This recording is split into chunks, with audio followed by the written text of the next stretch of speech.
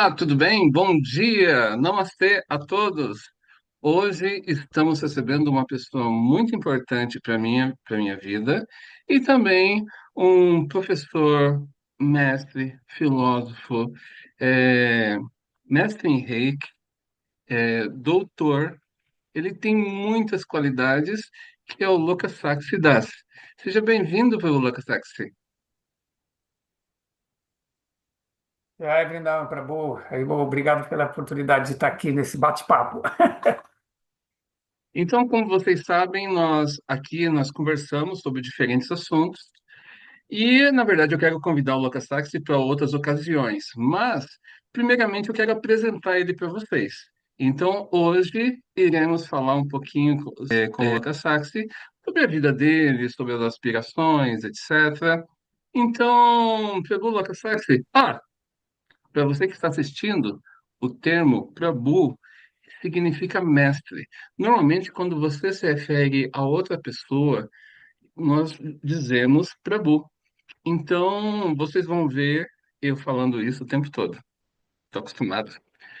Prabhu Lokasaki, muito feliz do senhor estar aqui, né? Eu acho que essa semana nós nos encontramos várias vezes, desde domingo até agora. Eu queria saber um pouquinho sobre a sua história, porque é muito importante esclarecer que o senhor, como foi que você conheceu o movimento Hare Krishna? Como foi que você entrou? Eu queria essas nuances iniciais. Obrigado, Prabhu Jai Vrindavana. Então eu vou fazer um pequeno relato, não? Se eu me estender muito, você me para e faz outra pergunta, mas vou tentar ser bem conciso. Tá? Então eu sempre desde que eu me conheço como gente, né? Eu sempre me senti como um buscador da verdade. Eu mesmo, desde a minha infância, né, eu sempre tive uma inclinação muito grande para a espiritualidade. Eu era família católica, né? Eu lembro que antes de ir na escola, mesmo com 7, 8 anos de idade, eu queria sempre passar na igreja. Naquela época, pedi para minha mãe comprar uma Bíblia minha só, eu tinha o meu rosário. Então, eu sempre queria me aprofundar na vida religiosa. Então, e aí depois, quando eu me tornei um adolescente, né, eu, por dizer, cresci, não? Aí eu comecei a buscar Deus, não só nos recintos da igreja, né? Na verdade, eu me senti um pouquinho assim limitado, não? Eu como um católico praticante, né? Eu era cruzado eucarístico, etc. Eu ia sempre na igreja direto, participava assim dos seminários, etc. Depois de um tempo, eu comecei a buscar primeiro o espiritismo, né? Eu tinha uma vizinha que era espírita, né? Ela me emprestou as obras de Allan Kardec para me estudar, não? Foi a primeira busca além do catolicismo, não? Aí, quando eu comecei a ler a obra de Allan Kardec, logo na introdução, eu falei, não, não é para mim. Por quê? O que eu li ali? Ele falou assim, Allan Kardec fala, o espiritismo não é para quem acredita em Deus, é para aqueles que não acreditem, venha a acreditar. Aí eu falei, bem, eu não vou perder tempo, porque eu já acredito, então, então eu não tenho que aprender a acreditar em Deus. Então, eu quero buscar Deus.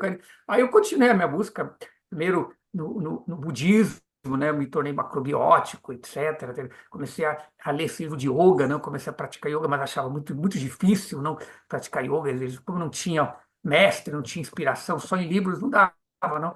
Aí, por acaso, eu passei numa fase da minha vida de muita busca, né? Eu saí de casa com um caronista, viajei de carona pelo Brasil, buscando, entende? Nem não sabia o quê, né? Aí eu conheci os devotos, um amigo meu, ele conhecia os devotos, não? Ele era uma pessoa muito ligada ao meio artístico em São Paulo, né? Da Paulicéia desvairada, naquela chamada de São Paulo. Aí ele era costureiro da Galcó, desculpe, da, da, é, é, dos Mutantes, ele era toda aquela turma assim, ela é de São Paulo, não? Aí da Rita Lee, etc. Então, aí eu encontrei na casa dele, era vizinho, uma revista de Volta ao Supremo. Isso foi no começo do ano de 73. Aí eu perguntei o que era isso. Ele falou, não, mas isso aqui é uma coisa muito confidencial. É um grupo que eu estou ajudando, traduzindo as aulas, mas ele me explicou a coisa e não apresentou, não levou a gente para conhecer, não. Aí, aí eu fiquei, mas eu vi a primeira vez que eu vi uma foto de Krishna, né? Eu lembro que essa foto me impressionou, que era a foto de volta ao Supremo Sadbuja, né? Krishna com os dois braços de Chaitanya, dois braços de Ramachandra, dois braços com a flauta. Aí logo depois, uma ou 2 semanas depois, eu num show em São Paulo, do Gil e da Gal Costa. Aí na porta da entrada do teatro está um grupo de casal de devotos, um devotos americano, né, que era o Brish Dasa, e a esposa dele, que era Bhakti Janet na época, depois ela foi iniciada, ambos discípulos de Prabhupada. Aí eles estavam com essa mesma revista que eu tinha visto lá no quarto desse meu amigo, e aí eu falei, não, o meu inglês era muito rudimentar, eu sabia muito pouco de inglês, né? Mas assim, não consegui me comunicar. Aí eu ajudei eles a vender a revista, eles tinham um monte de seus Espírito Sky, não? E eu ajudei a vender. Aí eles me convidaram para conhecer o templo, não? Aí eu fui no templo, naquela época eu estudava em São Paulo arte e ilustração comercial na Escola Pan-Americana de Arte. Aí, depois que eu ia da aula, eu ia lá para o templo, né? Aí um dia eu fui atropelado, eu fraturei umas 4, 5 partes da minha mão, vários ossos. Aí eu não podia mais, mão direita, não podia desenhar, não podia ir para assistir aula, porque era uma aula prática de desenho, o que eu vou fazer na escola? Aí ele falou, fica aqui com a gente. Aí eu nunca mais saí. Aí eu fiquei com esse grupo, foi a partir de março, abril de 1963, e eu fiquei com eles até em meados de 74, né? Depois eu viajei com eles para Olinda, nós montamos um templo lá. Era um grupo que se tornou dissidente da ISKCO, ligado a um sannyasi, um grupo do Havaí, chamado Siddha Sarupananda, não?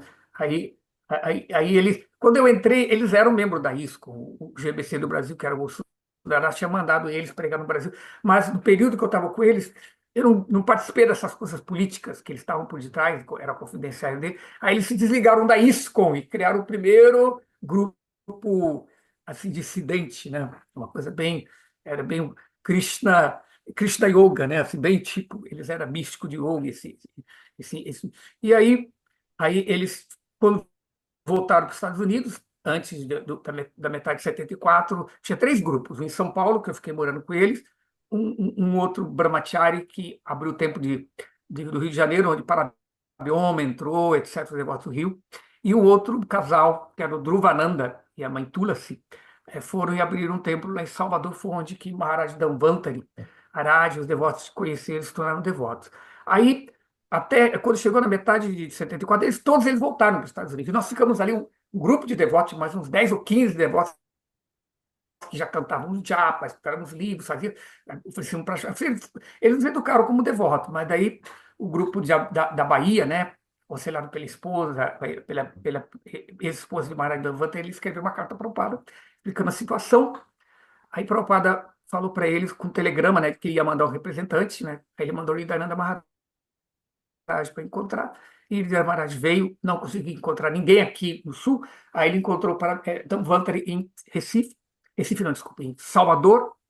E depois voltou e mandou Mahavira chegar aqui no fim de 74. Aí Mahavira abriu o templo. E eu fui o primeiro devoto, né? Também a rapar a cabeça, botar dote, né? Nessa nova versão do movimento Hare Krishna, que eu já tinha entrado no começo, entende? Mas depois eles ficaram dissidentes, aí de novo, e aí nós fomos do Rio de Janeiro, tentamos abrir um templo, fomos em São Paulo e inauguramos um templo lá na entrada da cidade universitária, entende?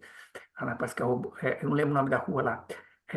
E aí o movimento começou oficialmente, não? Então, essa foi. Aí eu me tornei, primeiro, como eu morava com esses americanos, quase um ano com eles, eu comprei um dicionário, uma gramática de sânscrito e aprendi a falar inglês para poder me comunicar com eles. Eu já tinha aprendido bastante inglês, né? Comecei a traduzir.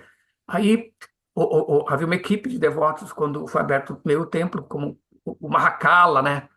E eu, que era da equipe da BBT, nós traduzimos o Bhagavad Gita, etc. Então, aí o movimento começou oficialmente dessa forma, inclusive com registro no cartório, como a ISKCO, isso na Sociedade Internacional da Consciência de Cristo, etc.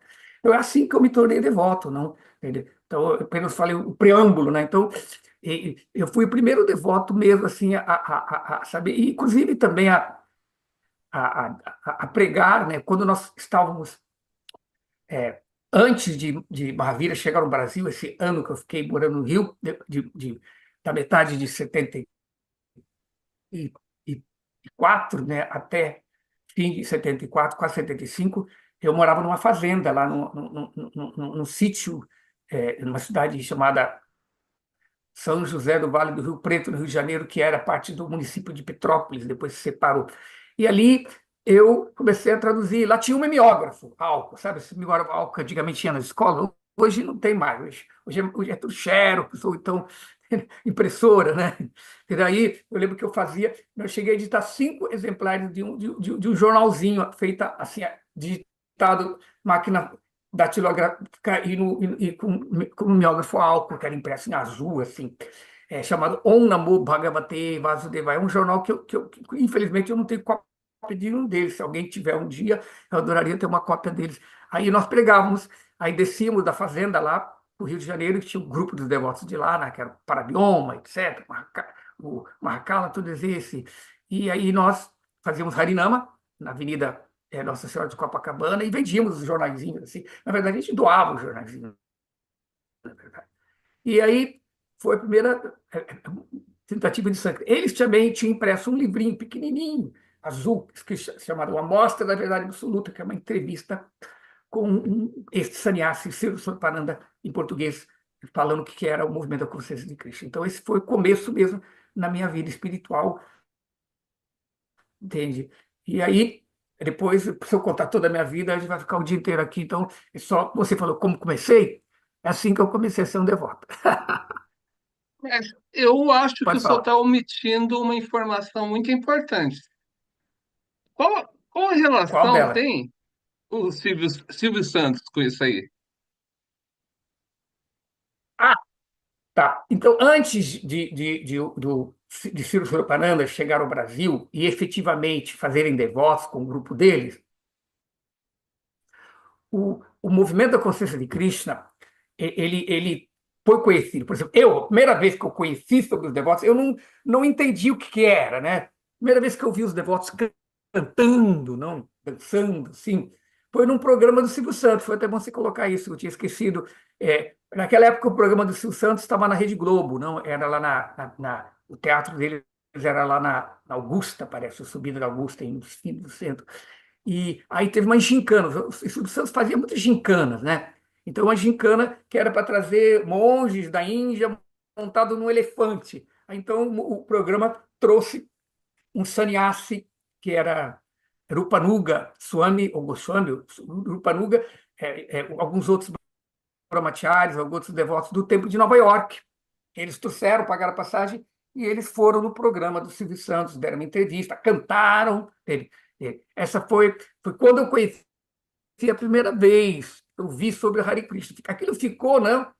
Por isso que depois eu conheci, eu falei, mas eu já conheço isso. Então eu tinha, mas ficou no inconsciente, né? Apesar de também houve também uma primeira tentativa, a primeira vez que o Hare Krishna veio no Brasil, antes disso, foi quando um dos primeiros discípulos de Prabhupada também, Brahma Ananda, é um discípulo grandão, gordão de Prabhupada, um dos primeiros lá de Nova York, ele estava indo porque o movimento, antes de abrir no Brasil, ele foi aberto na Argentina. A Argentina foi aberto por um sannyasi chamado Hanuman Swami.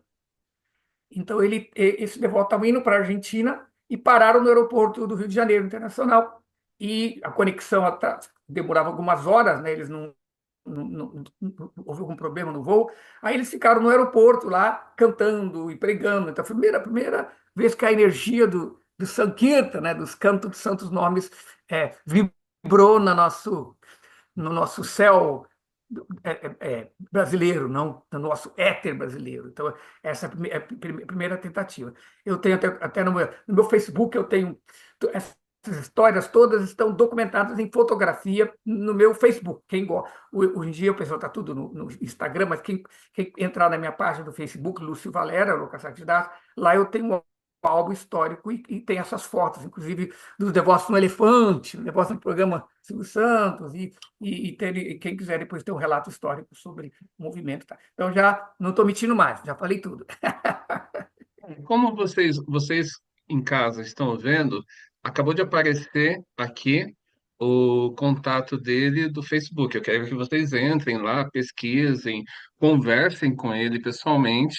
Mas agora, como que era a questão do movimento? Porque imagina no Brasil, anos 70 e de repente acontece que aparece um pessoal da Índia.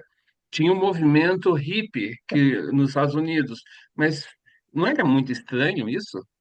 O movimento hippie também estava acontecendo no Brasil. É dito que o Brasil tudo vem 10 anos depois dos Estados Unidos, né? Então, o movimento Hare Krishna estourou na época que Prabhupada chegou lá, na década de 60, 65, 66. Prabhupada chegou lá exatamente no auge do movimento da contracultura, né?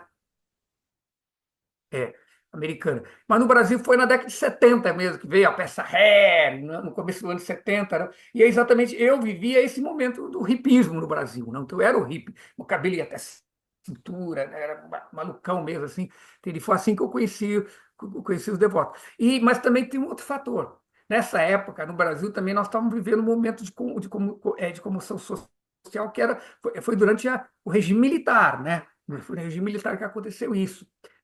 E eu mesmo participei muito em tentar estabelecer o movimento, como naquela época, 75, quando foi aberto o primeiro templo, o GBC do Brasil, o responsável internacional do Brasil, que era ali Dayananda Maharaj, né, que a maior parte do devotos chama Charadeva, né? Dayananda Maharaj me deu a missão de eu ser diretor de relações públicas e de assuntos legais. Por quê? Como nós estávamos numa ditadura, e havia muita arbitrariedade. Eu lembro uma vez até mesmo os devotos, até Dayananda Maharaj, até os sannyasis foram presos. Eu tive que ir na delegacia lá da Liberdade e tirar eles da cadeia. Então, era assim, eu lembro quando eu estava em Recife, nós fomos proibidos de fazer harinama, e aí nós paramos de usar as roupas devocionais. E depois também na década de 70 também houve um movimento assim, como nós éramos devotos muito novos, 19, 20 anos, quem tinha mais velho era 22. Sabe, como jovem, ainda no momento de outra contracultura, muitos vieram do hippie, a gente era contestador, então a gente tinha uma atitude muito crítica à sociedade materialista da época, então isso fez com que a imagem da gente era meio de maluco mesmo, de pessoas contra a família, contra a sociedade, entende? Então essa imagem ficou, e isso estava levando o movimento a estar em perigo. O que efetivamente aconteceu na Argentina ao mesmo tempo. Lá o regime militar também começou a perseguir, e os devotos foram perseguidos ao ponto de grupos paramilitares metralharem o templo. Os devotos tiveram que fugir da Argentina e o movimento foi proibido. Então eu estava com medo de que isso acontecesse no Brasil. Então o Idanel Haraj me deu esse papel. Então eu ia sempre, por exemplo, eu fui na delegacia. Então eu consegui, através de uns órgãos federais, no INSS, na época, NPS, no juizado de menor, eu sempre estava isso e a gente teve um trabalho assim. Inclusive, está tudo documentado no meu Facebook. Eu tenho alguns, na memória histórica, esses documentos que emitidos pelo INSS, que chegaram a reconhecer que os devotos eram religiosos, processos que o Ministério do Trabalho moveu contra o movimento, considerando que todos os devotos eram malucos, mão de obra escrava, de uma seita, essas coisas todas, acusaram a gente, não? O meu trabalho era mostrar que não era isso. Então, aí foi quando eu comecei a estudar profundamente o hinduísmo. Eu, na biblioteca, comecei a escrever material sobre o que era o hinduísmo. Porque naquela época os devotos não tinham conhecimento disso. Eles falaram, Hare Krishna não é hinduísmo, Hare Krishna Mas, na verdade, aí eu tive que pesquisar tudo isso e apresentei essa documentação nos órgãos oficiais e eles reconheceram o movimento Hare Krishna foi reconhecido como um movimento genuíno. Até mesmo eu lembro claramente que no ano de 75 os devotos também eram presos em São Paulo. Eles na rua fazer sankta, aí eles pregavam os devotos e depois soltavam e aprendiam os livros, que eu tinha começado a imprimir os livros naquela época numa gráfica. E aí o delegado me chamou, né? Falou, eu quero o responsável. Como o presidente do tempo era um americano, que era uma Mahavira, então eu estava na diretoria o único brasileiro. Então eu fui lá para não parecer que era um movimento estrangeiro, né? Aí eu falei com o delegado, o delegado falou, ó, eu quero saber quem é o responsável, porque vocês não existem. Falei, como que nós não existimos? Nós somos um movimento hinduísmo, Hare Krishna, não sei o quê. Não, eu sei que vocês existem de fato, eu entendo disso, eu sou Rosa Cruz, eu sou maçom, delegado, né? Delegado da delegacia de vadiagem, tinha no regime militar isso, delegado de vadiagem, que aí ele falou, não, mas é que vocês não existem de fato. Por exemplo, quando a pessoa nasce, ela existe, mas enquanto ela não registra uma certidão de nascimento, CPF, etc., ela não existe legalmente. E vocês também não existem. Aí o delegado, assim, muito prestativo, eu sentei na mesa desse delegado aí, lá na delegacia onde é o TOICOD hoje em dia, né? Lá em São Paulo, perto da Estação da Luz. Aí lá, nele a gente rascunhou o primeiro estatuto da ISCOM do Brasil. Ele foi feito assim. Então, para não ver que no começo do movimento os devotos não tinham dinheiro para pagar aluguel, nada, mas Cristo sempre mantinha, a gente se mantinha pregando, sempre cuidar. E esse exemplo de como que nós fomos protegidos desde o começo do movimento. E eu sempre tive envolvido nisso, né? Primeiro, na publicação de um livro, eu ajudei na BBT, né? Eu trabalhei na BBT ajudando na publicação dos livros. Depois eu estava com essa parte legal. Aí depois daí eu me tornei presidente de templo. Primeiro me tornei presidente de templo de Curitiba durante um período. Depois eu me tornei presidente de templo lá no Rio de Janeiro, quase 10 anos, né? E aí fui responsável. Então a minha vida foi assim, mas foi o começo conturbado do movimento, que incrível que parece, tudo isso aconteceu, mas foi muito místico. A gente via Krishna protegendo. Esse movimento de Sankirtan, ele realmente é enviado de Krishna, entende? Porque aconteceu. Imagina um monte de adolescentes, jovens que não sabiam. Por isso que a imagem da gente era essa. Porque então os devotos foram amadurecendo, crescendo, legalizando. Então hoje o movimento é totalmente diferente. Né? O movimento está integrado na sociedade, mesmo. Eu acredito que nós temos uma relevância social, as pessoas da sociedade, os órgãos governamentais, a imprensa, hoje em dia reconhece que nós somos uma religião genuína, somos uma tradição Vaishnava, genuína, e aprecia os devotos. Eles sempre estão, por exemplo, no templo sempre aparecem pessoas querendo fazer trabalho sobre a nossa religião. Então, talvez a parte, a parte social que a gente não esteja meio organizado é entre a gente mesmo. Entre os diferentes ramos dentro do movimento Hare Krishna, eles estão menos unidos do que a nossa integração na sociedade, tanto no ponto de vista acadêmico, né? Eu sou professor universitário, eu participo da academia, e agora mesmo há 2 meses atrás, eu participei de um simpósio na Universidade Federal de Minas Gerais sobre a Bhagavad Gita, representando, numa mesa que teve um representante da tradição do Bhagavad Gita de Chaitanya Mahaprabhu, de Baladev Vyabhusha, de Vishwanath Chakravarti Thakur e Prabhupada, que a academia reconhece, que dentre as linhas do Bhagavad Gita, as interpretações, a nossa é uma interpretação genuína, autêntica. Não? Então a imagem do movimento de uma seita, isso já mudou há muito tempo, inclusive mesmo no meio de yoga, né, as pessoas já respeitam, os devotos ensinam muitas coisas da cultura, arte, não é por isso que você está fazendo,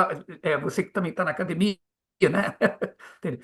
As danças, música, agora o sânscrito, nós temos grupos de devotos. Então o movimento está se integrando na sociedade, não só como uma religião, mas também como uma proposta cultural, uma proposta de civilização, tá claro? Legal. Mas eu queria entender um pouquinho mais sobre essa prisão. O que que eles alegaram para poder prender o pessoal?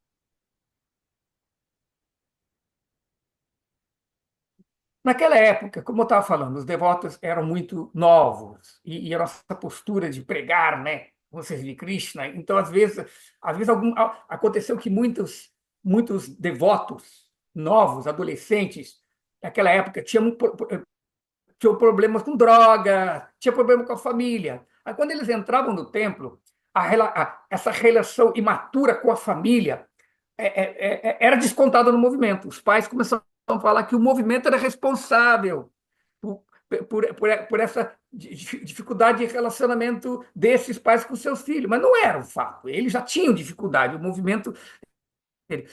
Eu lembro que quando vinham devotos que tinham problemas com a família, teve tantos problemas. Agora, quando entrava devotos maduros, que tinham um relacionamento que- familiar, bom com os pais. Entende? Os pais ajudavam o movimento, como no meu caso. Minha mãe, quando eu me tornei devoto, ela agradeceu, orava a Jesus, fez uma novena de gratidão por me tornar um homem de Deus. Então, muitas famílias então, quando era assim, esses pais ficavam felizes com o movimento. Meu filho parou de tomar drogas, meu filho está diferente, meu filho mudou o relacionamento comigo, ele é mais carinhoso. Mas, às vezes, quando o devoto era adolescente e não tinha um relacionamento, a pessoa. Existe uma coisa hoje em dia, terapêutica, chamado que está bem em moda, que não sei se eu falar em constelação sistêmica, já vou falar nisso? É? Já ouvi falar. É Uhum. uma, é uma métrica terapêutica foi feita por um psicólogo alemão ou austríaco, Bert Helling. Bert Helling fala que, que desarmonia em sistemas impede o progresso e a vivência. Então, ele fala que a base por digitação, ele bota três princípios, que é hierarquia, não, não, primeiro é pertença, hierarquia e harmonia.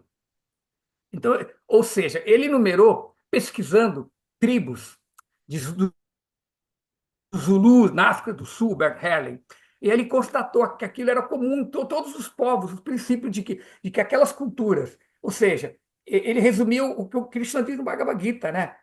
Ou nos Vedas, quem vive no Dharma, entende?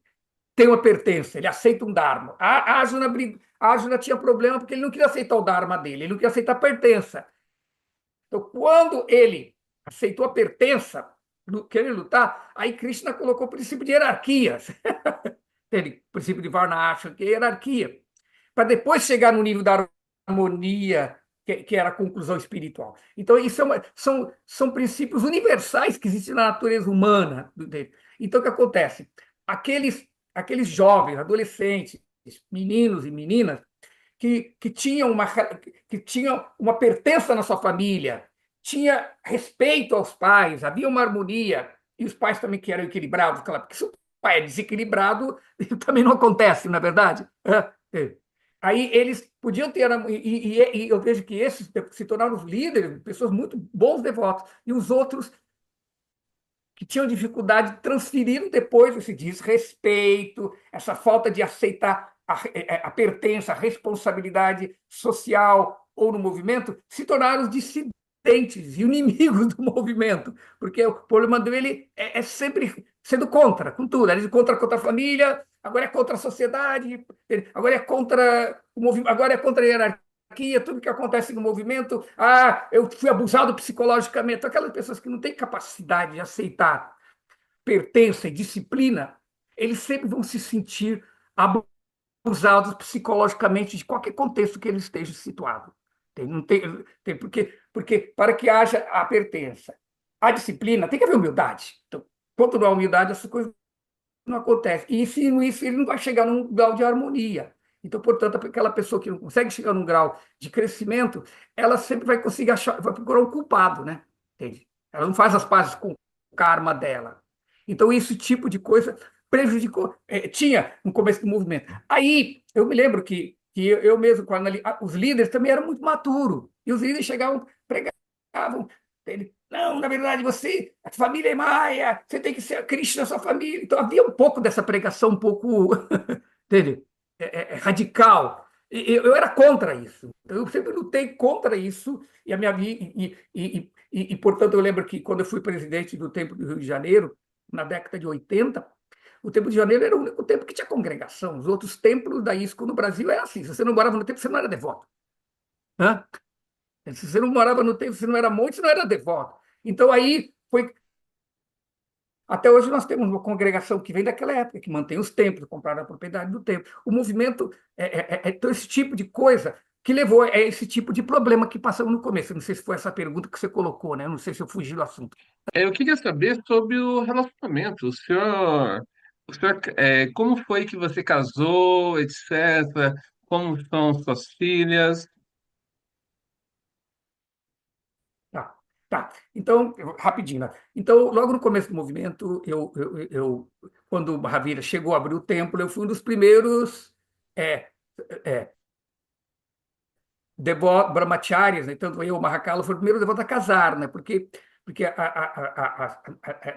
na verdade não foi uma coisa. Eu já conhecia a minha primeira esposa, né? Mas a gente não, mas como o devoto, o movimento veio, a gente deixou o relacionamento e se tornou monge, né? Ela monge, mas chegou um momento que o Mahavira quis casar as devotas, aí a minha família, a minha irmã mesmo ficou muito brava porque eu não estava preparado. Na verdade, mas aquilo era uma coisa, falou, não, você vai casar agora porque essa devota. Então foi um arranjo que foi feito assim e satisfez, né? Minha esposa sempre foi uma muito boa devota, né? Na verdade, nosso relacionamento foi mais assim de dois irmãos espirituais trabalhando junto para servir o movimento. Eu era totalmente renunciado, minha esposa também, a minha primeira esposa também era totalmente renunciada, e nós ficamos casados há quase 20 anos, né? Tivemos três filhas, não? Entende? Mas depois de um tempo o casamento não foi construído num relacionamento assim, não funcionou, talvez por minha culpa, não, entende? Mas aí depois eu me separei, depois de uns 20 anos de casamento, né? Eu estou casado novamente, né? Mas o nosso relacionamento no primeiro casamento era baseado em servir. E o atual casamento também é da mesma maneira, minha tua esposa, não é nenhum casamento como de jovem que a gente quer construir uma família. Aqui é mais quase um relacionamento assim, quase tipo Vanaprastha, nesse sentido assim, de juntos estarmos servindo a Krishna, assim como uma missão espiritual. Ela me ajuda muito, entende? Porque eu tenho uma vida muito simples. Eu sou um brahmana, pregador, eu não tenho muito. Eu sou mantido por Krishna na pregação. Né? Um professor sempre é isso, né? O professor ele aceita uma vida simples para poder fazer aquilo que ele gosta, que é dar conhecimento. Eu gostaria que você complementasse sobre suas filhas, como que elas são, etc. Para quem não conhece, eu particularmente conheço elas, mas eu gostaria que o senhor pegasse e comentasse sobre cada uma.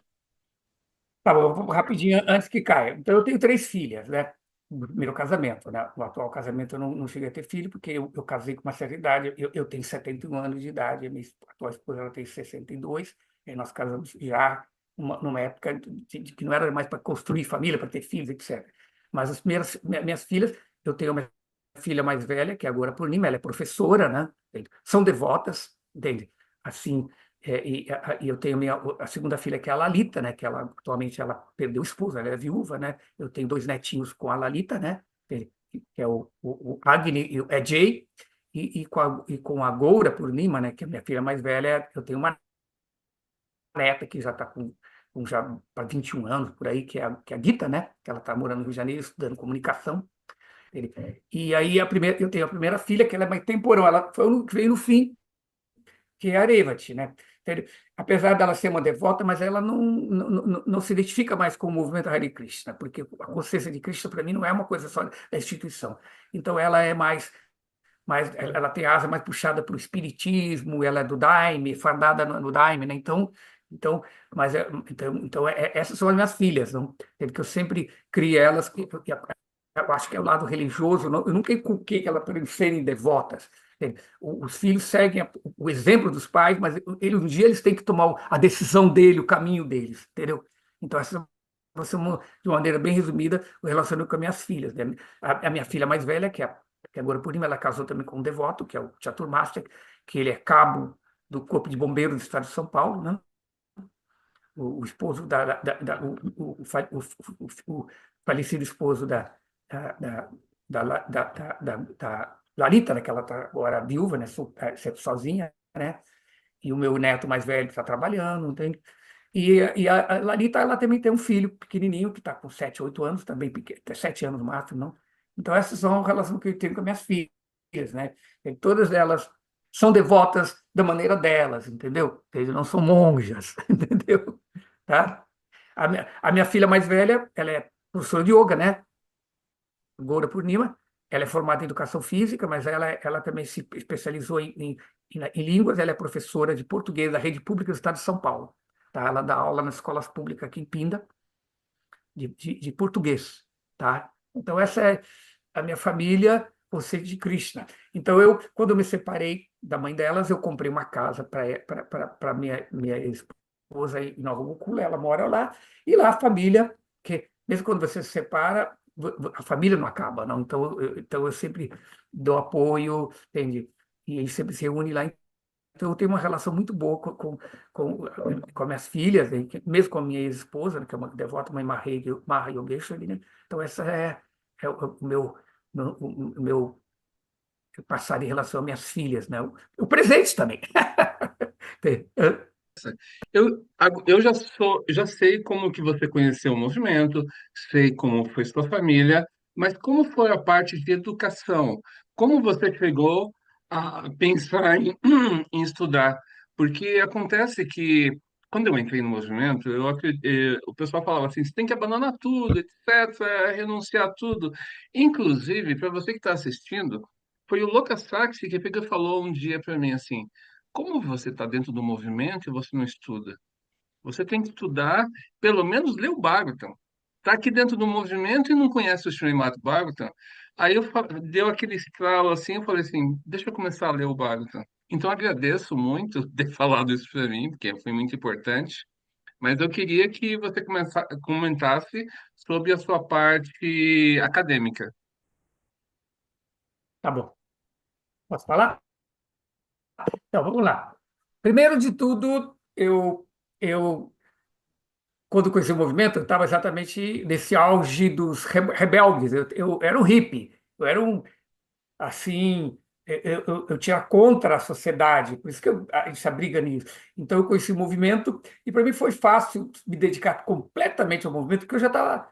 Não é que eu estava frustrado no sentido de que eu tentei desfrutar no mundo material, não consegui isso. Não, eu não era um sofredor, eu era feliz, entende? Mas eu buscava minha felicidade na espiritualidade, em Deus, né? Por isso eu não era frustrado. Eu tinha uma frustração, uma falta de realização por não ter encontrado Deus, por isso eu estava buscando Deus. Não? Então, quando eu deixei, por exemplo, eu não tinha nem segundo grau, tá? Quando eu entrei no movimento. Porque quando eu entrei no movimento, eu estava estudando pela terceira vez o primeiro ano de ensino médio. Porque eu tinha repetido por vagabundice, primeiro. Com os amigos, fazendo farra, festa, coisas assim. Primeiro ano. O segundo ano, eu repeti porque eu me tornei hippie. Aí eu estava viajando de carona, então eu ia na escola e tranquei a escola. O segundo ano. Aí o terceiro ano, eu comecei a estudar de novo, a pedido da minha mãe, né, tudo, né? Eu tinha uma boa relação com a minha mãe. Aí eu me tornei devoto, eu também deixei a escola para entrar no movimento. Então, como eu estava naquele momento de não valorizar o mundo material, mas de buscar transcendência, eh, mas eu sempre fui autodidata. Por exemplo, mesmo em inglês, eu aprendi com dicionário e eu sempre estava estudando, lendo nas bibliotecas. Então, eu sempre não deixava de ler. Porque o conhecimento vem por leitura. Muitas pessoas, mesmo que você tenha formação acadêmica, se você não lê, se você não bota na prática. Aí eu fui formando tudo, tanto que eu imagino, eu fui tradutor, eu não tinha nem segundo grau. Então, porque eu estudava, eu era autodidata, né? Então, e isso foi a maior parte da minha vida. Estudei sânscrito, fui um dos primeiros devotos no Brasil que é estudar sânscrito, comecei a estudar sânscrito no ano de 1975, 76. Eu me lembro que eu comprei uma gramática de sânscrito, assim como eu aprendi inglês, comprei uma gramática de sânscrito, comprei um dicionário de sânscrito numa livraria que tinha em São Paulo. Eu estava estudando até que um dia eu tinha um escritório na BBT, que era o escritório de relações públicas e parte legal do movimento, né, que era mantido pela BBT, e o GBC do Brasil, que era a Liberdade Armada que sempre vinha. Aí Aí um dia eu estava lá, eu dividia meu tempo quando eu trabalho estudando, lendo Bhagavatam, eu, todo o livro que chegava da BBT eu lia de cabo a rabo, né? Então eu conhecia, eu era o primeiro devoto no Brasil a ler todos os livros de Srila Prabhupada. Eu lia e relia e relia. Aí um dia ele chegou lá e viu minha gramática de sânscrito. Ele viu o meu dicionário de sânscrito. Aí ele chegou e pegou, confiscado. Ele pegou para começar a estudar sânscrito. E Dana Maharaj também. Ele quando entrou no movimento, ele também era um acadêmico. Ele começou a estudar sânscrito escondido, mas daí ele parou pelas necessidades de serviço, tudo, né?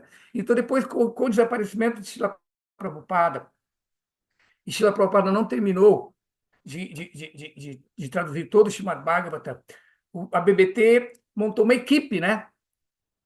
para poder continuar a tradução de Srila Prabhupada me parece, com Gopi Paranadhana, um outro devoto, não sei se era para Jumna, alguns devotos antigos que eram eruditos em sânscrito, e Hridayananda Maharaj. Então, essa equipe traduzia dos acharyas, né, material, e Hridayananda Maharaj dava os comentários baseados nessas traduções. Então, e coincidiu exatamente nessa época que ele retomou o estudo de sânscrito. Então, começamos, e eu nunca parei de estudar sânscrito até hoje, né? Desde aquela época. Eu sempre estava. Então, eu sempre fui autodidata. Então, com isso, ou seja, eu entrei no movimento em 73, 75, aí escutava ali, 76, aí no ano de 80, eu abri o primeiro Gurukula, em Nova Gokula, 80, 81, fui o primeiro diretor do Gurukula. Eu ensinava as crianças português e sânscrito também, e depois eu fui presidente em Curitiba, em 81, aí depois, em 82, o Hridayanath Maharaj pediu, aí eu deixei Curitiba na mão de um outro devoto lá, que era o Jambavan Prabhu, que era o sannyasi depois, e aí fui abrir o tempo do Rio de Janeiro, e fiquei lá no Rio de Janeiro até a década de 80 mesmo, né, até o fim de década de 80, e sempre estudando, tanto que eu era presidente de templo, eu montei uma biblioteca imensa. Eu sempre, quando ia à Índia, eu comprava livro, eu fui montando uma biblioteca de cultura védica, e eu fiz o Instituto Bhaktivedanta de Filosofia e Cultura Védica, que foi que ajudou a desqueimar a imagem do movimento perante a academia de yoga, né, o professor Hermógenes, que se tornou meu aluno de sânscrito, etc. Então, aí eu fui estudando, mas tudo autodidata, né? Então, aí eu me tornei GBC do Brasil no ano de 1988, aí mais administração, viajava para a Índia todo ano, e aí eu fui como GBC até o ano de 1994, em 94, aí 95, aí eu renunciei todos os meus cargos para poder dar um pouco de mais atenção às minhas filhas e tentar mais ou menos salvar o meu casamento, mas não deu certo, eu me separei. Aí quando eu me separei, eu fui para Juiz de Fora ajudar uma devota que pediu ajuda, que ela era professora de yoga, ela queria abrir uma escola de yoga lá em Juiz de Fora, né? Entende? Aí eu ajudei ela a montar o material didático do curso. E nisso eu encontrei com um amigo meu, que era professor da universidade, vários amigos que eu tinha conhecido no Rio de Janeiro no diálogo interreligioso. Eu sempre trabalhei com diálogo. Eu fui o primeiro devoto do Brasil que fazia trabalho interreligioso. Ninguém fazia, fui o único que fazia. Aí eu conheci muitas pessoas que eram professores e falaram, falei, oi, Lúcio, toma vergonha na cara, você não tem nem você faz um curso superior. Aí quando eu vi aquilo, eu vi Prabhupada falando, não. Aí o que eu fiz? Aí no ano de 1900, no ano 2000, 1999 para o 2000, aí eu fiz o exame supletivo no SESI, estudei para poder. Aí eu tirei pelo supletivo o diploma do segundo grau, e como eu já tinha estudado, eu fiz exame em julho, agosto, aí em novembro tinha vestibular. Eu entrei no vestibular e entrei para. Aí eu entrei na faculdade de filosofia, na Universidade Federal de Juiz, no ano 2001. Aí eu estudei até me formar, né, uns 3, 4 anos em filosofia, e logo depois. Isso me ajudou muito. Toda aquela cultura do Ocidente, que eu tinha esquecido por ter me tornado um devoto, e ter me emergido na cultura védica, na cultura da Índia, na cultura do movimento Hare Krishna, entende? Ele me impedia de. Eu me relacionava no movimento, mas como um monge, entende? Numa atitude confessional. Mas agora eu queria pregar, né, ensinar, e para isso, para ensinar no Ocidente, esse é o princípio básico do Krishna West. Se você quer pregar para o Ocidente, se você não conhece a cultura ocidental, o trabalho de Krishna West é uma farsa. Você, para pregar numa cultura, entende? E apresentar outra, você tem que conhecer as duas culturas. Então, para trazer a cultura védica, na cultura ocidental, apresenta ela como monge, não tem problema, mas se você quer fazer um programa, você tem que estudar a cultura. Então, eu senti essa necessidade de entender a cultura ocidental de uma maneira que eu tinha deixado de entender, né? Eu me tornei muito ocidente, muito oriente, muito védico demais, né? Então, aí eu estudei filosofia, que é a melhor maneira. Puxei matérias de sociologia, matérias de história, aprendi técnica de pesquisa histórica para fazer um trabalho histórico. Aí eu fiz logo depois uma especialização. Aí depois eu fiz o mestrado em ciência da religião, na área de religião e cultura comparada e o diálogo interreligioso, intercultural. Então, essa questão do diálogo entre o Oriente e o Ocidente, eu me especializei no meu mestrado primeiro, né, fazer um estudo entre cristianismo e hinduísmo, entendeu? Que é a dissertação minha do mestrado.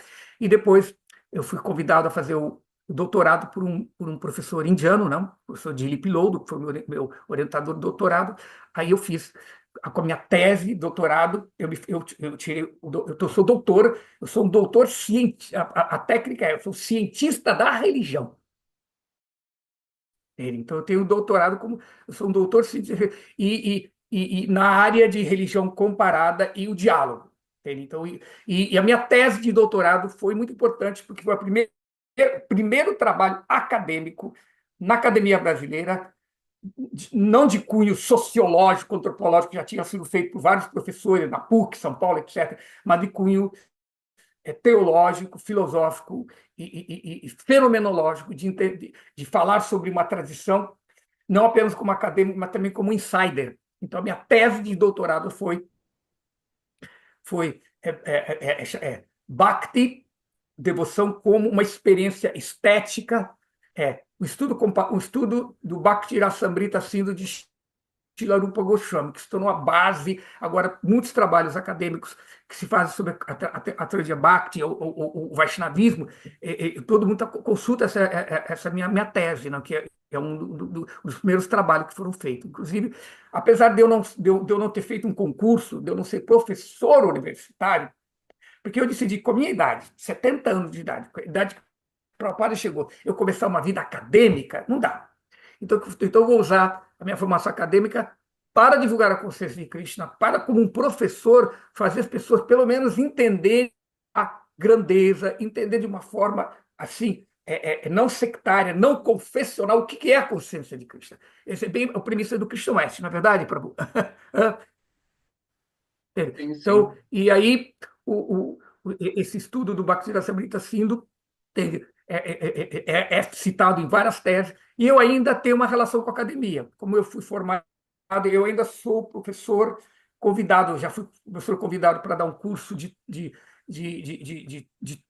ciência da religião numa universidade muito conceituada no Rio de Janeiro, a Universidade de São Bento, lá no Mosteiro São Bento, no Rio de Janeiro, no curso de ciência da religião, ensinei sobre os mitos, a história da religião, e também sou convidado já para estar em bancas e dando orientação para formandos, doutorandos. Então, inclusive, já tive em banca que fala sobre Bhakti, então, já vi em banca que fala sobre Shankaracharya. Então, todo esse trabalho que é feito na área acadêmica, a universidade me convida para estar na banca, e eu também sou membro do conselho editorial do Jornal Acadêmico de Ciência da Religião da Federal de Juiz de Fora, que eu seleciono os artigos que estão ligados à tradição de Bhakti, para ver se eles são fidedignos para ser publicado pelo Jornal da Academia, que é um jornal assim, bem conceituado. Eles não deixam qualquer pessoa escrever balela no jornal da universidade, especialmente onde tem o doutorado de ser a região mais antigo no Brasil na área não religiosa, porque o curso de ciência da religião sempre existiu nas PUCs, né, nas religiões católicas, mas em universidade pública. Então, esse é mais ou menos o meu trabalho. Então, você pode ver que eu resgatei o meu trabalho acadêmico recentemente, né? Imagine, no ano de 2000 eu não tinha nem segundo grau. Então, na verdade, talvez esse seja um estigma, por exemplo. Mesmo no movimento da consciência de Krishna, eu dou aula em curso de Bhakti Vaibhava, me convido, mas eu não tenho nem Bhakti Shastra ainda. Então, aí um astrólogo me falou que eu tenho dificuldade em educação formal. Às vezes a formalidade, primeiro vem a educação real e depois a formalidade sempre vem. E às vezes também não é muito importante. Tá? Então, eu acho que com isso eu fiz um voo panorâmico na minha vida, da minha perspectiva acadêmica. Ah, eu queria saber como que foi a primeira vez que você foi para a Índia. Como foi a sua reação? Porque a Índia é outro mundo, né? E imagino que com suas bases aqui Certo? assim, que o senhor tinha, como iniciando o movimento, aí de repente conheceu, aí de repente foi parar do outro lado do mundo. Então, dependendo da época, a Índia atualmente É. ela está muito próxima, mas eu não sei quando foi exatamente quando o senhor foi. Tá bom, eu vou falar sobre minhas idas à Índia. A primeira vez que eu fui na Índia foi no ano de 1983, quando eu estava começando a ser o presidente de tempo, né? Foi uma comemoração do quinto centenário, acho que do movimento de Chaitanya Mahaprabhu, parece, que foi em 83, foi em 83. Aí foi a primeira vez que eu fui à Índia, né? Então eu conheci ainda uma Índia que não existe mais, tá? Não existe. Eu Vrindavana, os parikrama, Vrindavana ainda era um campo. Você fazia o parícrama, você saía, você entrava nos campos cheios de Ramakuxa de volta, você dava a volta em Vrindavana fazer o parícrama é um tipo de peregrinação que você dá a volta em cima, em torno de um lugar sagrado. A palavra parícrama da ideia é isso, circumambular. E mesmo Delhi, era uma Índia diferente socialmente, economicamente. A Índia naquela época era um país não alinhado, não ele era fechado para a cultura norte-americana, então, nada disso tinha naÍndia, né? Então havia apenas as falsificações na forma do champacola, outras coisas assim, ó, link. Então, e o movimento também, você via, sim, Vrindavana, ainda era aquela Vrindavana campo.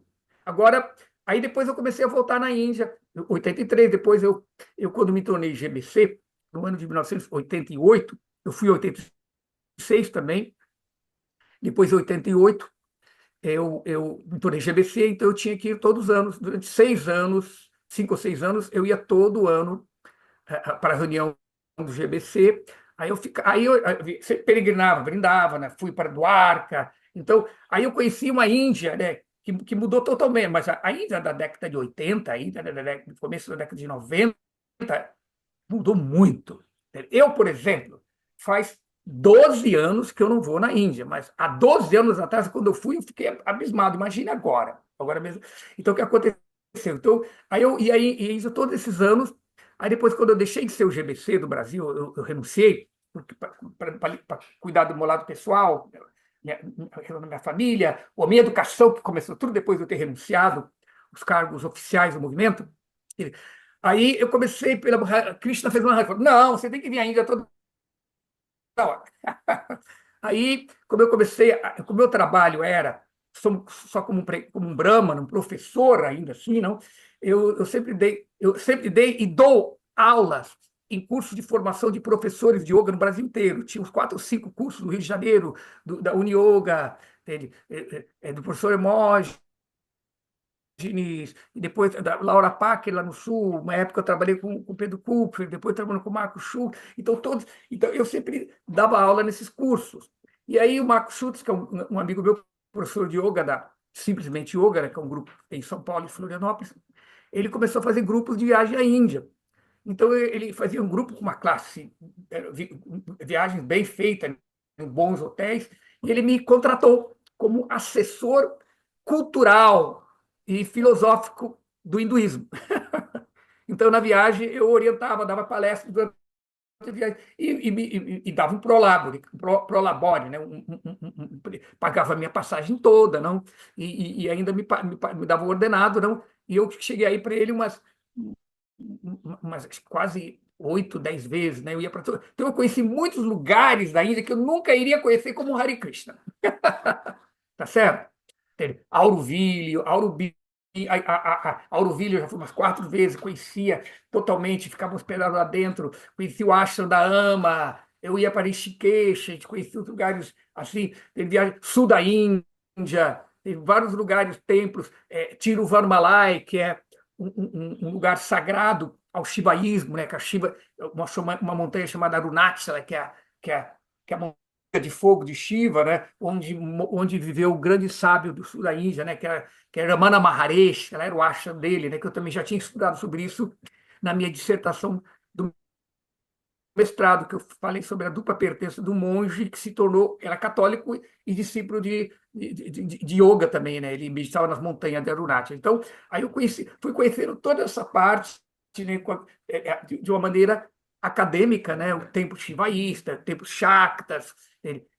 Então, então, essa é a minha segunda fase de Índia, né? Entende?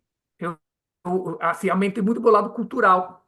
E depois quando acabou essas viagens, depois da pandemia, a situação mudou bastante, né? Mas mesmo antes da pandemia, as últimas 2 vezes que eu fui, mas houve uma questão econômica e esse professor parou de fazer grupos, não? Aí eu perdi meu emprego pela situação econômica do mundo.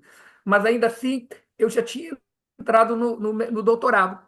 E aí, no último ano de meu doutorado, o meu orientador, o professor Dilip Londo, não, ele é indiano, ele estava ligado à Universidade de Goa, na Índia, ele tinha contatos e ele fez uma. Ele me deu a ideia, não só me deu a ideia, como me insistiu, quase me obrigou a fazer a Bolsa Sanduíche. A Bolsa Sanduíche é quando você está fazendo um doutorado numa academia, numa universidade, aquela universidade tem um acordo com a universidade em um lugar no exterior que tem a ver com o tema que você está trabalhando. Como meu tema era Rupa Goswami, era sobre a cultura da Índia, aí eu consegui uma bolsa sanduíche pela CAPES, do governo federal, né? Consegui uma bolsa de 6 meses para ficar em Delhi. Tá? Então, aí foi uma outra fase de minha viagem à Índia, que eu aluguei um templo em frente ao templo de Delhi, o templo Glory of India, né? Em Nova Delhi, perto do templo de Lotus do Bahá'í, né? Ali é um lugar muito famoso, turisticamente muito usado. E aí eu pesquisei. Aí eu entrei na cultura indiana, aí nas vilas, eu conheci pessoas, eu ficava então eu pude entender na cultura indiana, na raiz mesmo, assim, bem. E pesquisei também sobre o trabalho de minha dissertação de mestrado e depois. Então, depois disso, nunca mais fui à Índia, né? Então, eu tô 12 anos, eu estou aqui, assim, aposentado de viagem à Índia. Quem sabe se um dia de novo aparece outra oportunidade, não? Então, com isso, mostra essa minha as viagens à Índia, entende? Então, eu fui, ou seja, houve várias fases de minhas viagens à Índia. Cada uma delas, isso enriqueceu na minha cultura, sobre a cultura védica. Não? E é interessante que mesmo o sânscrito, esse é o ponto, né? Eu sempre fui autodidata do sânscrito desde 1975, 76, estudando, e eu sabia o sânscrito assim.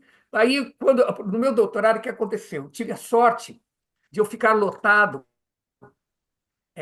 O meu endereço na universidade que eu fiz o pesquisa lá é a GNU, que é chamada Johar Nehru University, em Delhi, a universidade particular mais conceituada lá em Delhi, né? E aí quem era responsável por mim lá era o departamento de sânscrito. Então, a minha orientadora era diretora do departamento de sânscrito. Então, eu aproveitei que estava lá, aí eu fiz aquilo, o quê? Aquele acabamento acadêmico ao meu conhecimento acadêmico do sânscrito, entendeu? Na biblioteca, entende? Então, essas são as minhas fases de viagem à Índia, tá? Eu queria aproveitar e também saber um pouquinho sobre a questão administrativa, pois o senhor já teve várias posições administrativas, como presidente, etc. Aonde foi? O senhor já foi GBC, o senhor já foi, não sei, eu acho que já passou por várias situações, né? E por que normalmente, no seu caso, quando você assumiu alguma parte administrativa, por que teve que deixar? Eu sei que o senhor já falou assim, eu tava, o senhor fez o doutorado, etc., mas eu gostaria que o senhor retomasse esse ponto. Tá, tá bom. Tá, então eu vou falar um pouco sobre a astrologia indiana, né? A astrologia indiana baseada no karma, né? Então eu tenho um conflito astrológico, eu tenho meu Marte e meu Saturno em guerra planetária, situados tudo ali na sétima casa, tá? Que é a casa da profissão. Então, significa que esses dois aspectos, Mercúrio, eu ser professor, e Marte, seu administrador, eles são meio conflitantes. E eu sei que minha melhor posição é fortalecer meu Mercúrio. Entende? Então, portanto, sempre quando eu entro na parte administração, eu agito meu Marte, na verdade. Ele dinâmico. Entende? E isso e quando você administra, você não satisfaz todo mundo. Infelizmente, a administração é a quarta miséria da natureza material, como está explicado na literatura védica, que existem os kleshas, que é chamado adibáltica klesha. As misérias causadas por adibhuta, pelos outros seres. Você está atacado por um cachorro, ladrão, um vírus, isso é adibáltica. Aí depois você tem o adiátmica klesha, aquela miséria causada pelo Atma, por si mesmo, causada pelo nosso corpo, doenças, pela nossa mente, desequilíbrio mental. Tudo isso são doenças causadas pelo si mesmo, né, pelo Atma. E aí, por fim, também tem, por fim, não, ainda que é chamado Adidaica Kleshas, as misérias causadas pelas forças sobrenaturais, não? Tem, climas, vulcões, tempestades, coisas assim que a natureza material, os devas fazem criar. E aí tem a quarta miséria, que é administração klesha, tá? Então, a miséria de administrar. Então, quando você administra, então, para mim, é um serviço, acho que meu mestre espiritual sempre, mas não é a minha praia. Então, eu sei que quando eu administro, sempre tem pessoas que estão insatisfeitas, porque eu tenho eu tive uma formação no movimento muito autoritária, assim, então eu não gosto muito de estar desse lado. Se bem que agora eu mudei bastante, né, porque eu me afastei dessa parte administrativa. Entende? Mas, atualmente, eu voltei à administração recentemente, entende? Por questão não para administrar. Eu tenho uma função atualmente, apesar de ter renunciado todos presidências de templo, o GBC do Brasil, eu renunciei para me dedicar a esse meu lado que eu já falei, o mesmo lado interno, a minha vida espiritual mais, né? Porque quando você está em administração, você está ali, tem que discriminar, tem que ser duro, então você cria conflitos, na verdade. Agora, quando você está sozinho, por isso que os sadhus saem do mundo que causa kleshas na consciência. Enquanto a consciência está cheia de kleshas, está cheia de agitação, movimento, você não consegue ficar em samadhi. Então, eu estava buscando.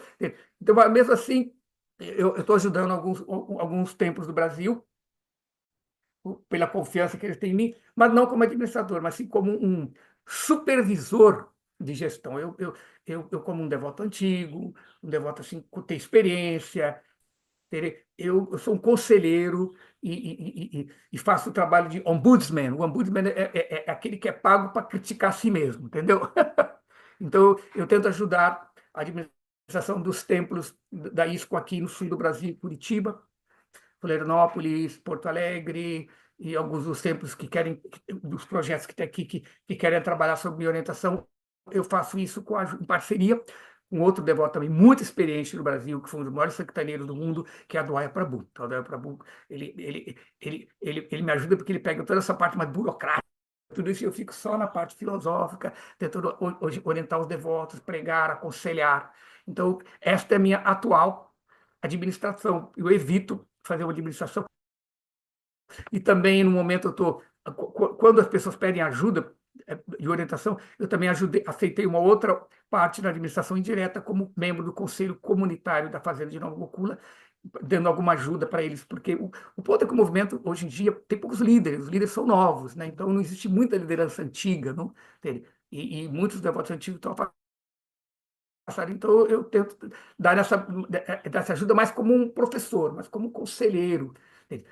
Baseado nos nossos erros do passado. Nós podemos entender que eu também tenho muitas pessoas falam, Lokasakshi é a memória histórica viva do movimento, porque eu tenho conhecimento dos nossos erros do passado. E, portanto, eu sempre digo, errar é humano. Quem diz que não vai errar está me enganando, está se enganando. Errar é humano. Agora, cometer o mesmo erro é estupidez. Então, portanto, a história, as noções, a experiência do passado é importante, porque aquelas pessoas que não consideram a história estão condenadas a repetir sempre os mesmos erros do passado. Então, portanto, eu vejo que eu estou tentando fazer meu serviço a Srila Prabhupada dessa forma, ajudando e servindo aos devotos, porque para mim servir a Srila Prabhupada é servir a Srila Prabhupada, não é servir a seus servos, entende? Porque os devotos, para mim, são Srila Prabhupada se manifestando para me servir a ele, não? Então, vejo essa minha posição que eu estou agora, tá bom? Ah, legal, legal. Deu para conhecer bastante assim sobre o senhor, etc. Eu acho que as pessoas que estão assistindo, elas devem ter ficado bem felizes, porque realmente muitas coisas que você fala assim, tem um respaldo acadêmico, tem um respaldo devocional, tem um respaldo de experiência. Então, eu agradeço muito a sua presença aqui no podcast. E eu queria saber, quer deixar uma mensagem final para todo mundo?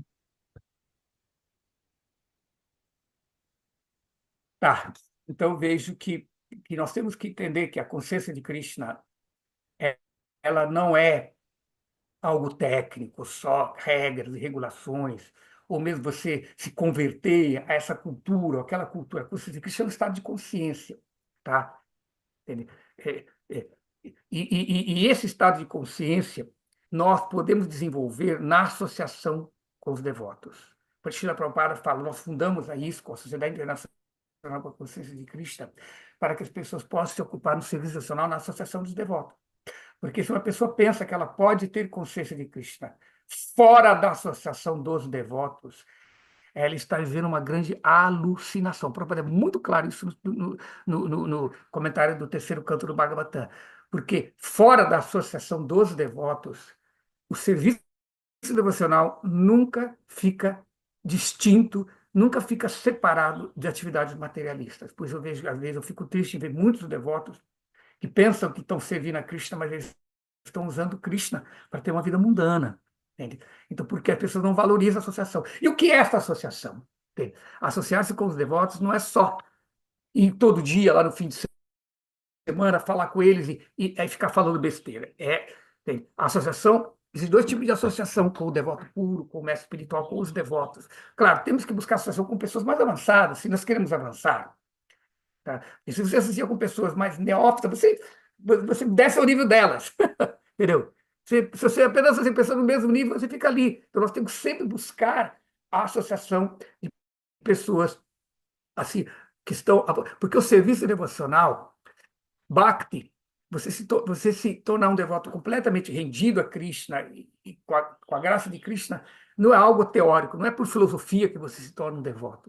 Por filosofia, você pode decidir a ser devoto, mas o que torna você um devoto é o contágio dos avançados. É um devoto puro, entende? Que contagia você. Acredito que lava mata, lava mata sadhusanga, mesmo uma fração de segundo de associação com o devoto puro da perfeição da vida. Então, essa associação não é só vapo, o corpo, ela é vani, que é mais importante. Associar-se com a mensagem do devoto puro, isso que nos purifica. Porque, como Bhaktivinoda Thakur falou, que pensa mal, reasons ill, pensa mal aquele que pensa que um Vaishnava, um devoto puro, morre. Ele nunca morre, entende? Porque ele continua a viver no seu vapo, na sua mensagem. E o seguidor vive com ele. Então, dentro do movimento da consciência de Cristo, nós temos a Associação de Srila Prabhupada, que são seus livros, que são a sua mensagem. Então, a minha mensagem é essa: não parem de estudar os livros de Srila Prabhupada. Existem muitos outros livros Vaishnava que ajudam nós a entendermos a grandeza de Srila Prabhupada, mas nada substitui os livros de Srila Prabhupada. Porque é a oportunidade de nos associarmos com ele e aí nos contagiarmos com aquele mesmo desejo de amar e servir a Cristo. Então, essa é a pandemia que eu quero. Ser infectado com o vírus de amor por Cristo, né? Que nós temos que buscar sempre nos devotos mais avançados. Então, busque a associação com pessoas que façam diferença, faça a sua fé crescer. Porque, às vezes, nós nos associamos com devotos e quando eles associam com ele, nós só perdemos fé. A nossa fé diminui. Perdemos a fé na instituição, perdemos a fé no guru, perdemos a fé... E aí as pessoas se tornam pessimistas. Entende? E isso não é condizente com a vida espiritual. O sintoma de que uma pessoa está avançando espiritualmente é que ela é feliz e que ela é satisfeita. Então, temos que buscar pessoas que estão plenas espiritualmente e que podem nos inspirar, que na associação dele, nossa fé também aumenta. Então, essa é a minha mensagem para vocês que são devotos ou que estão conhecendo os rudimentos da consciência de Krishna, porque a consciência de Krishna é um processo, Bhakti Yoga é um processo científico, tá? Tá bem? Ótimo. Gostou da Tá mensagem? bom? Ótima mensagem, muito obrigado. Então, eu repito que fico muito feliz de você estar aqui conosco e espero conversar com o senhor em outros momentos sobre outros assuntos, etc. E hoje é Podemos? justamente esse início para vocês conhecerem o Lokasax, assim como eu conheço há muitos anos. Prabhu, muito obrigado. E você que está assistindo aí, É de boa. curta o vídeo, compartilhe, comente. Não esqueça que nós estamos aqui sempre, toda semana, e teremos outros convidados, ok? Pessoal, muito obrigado e até a próxima.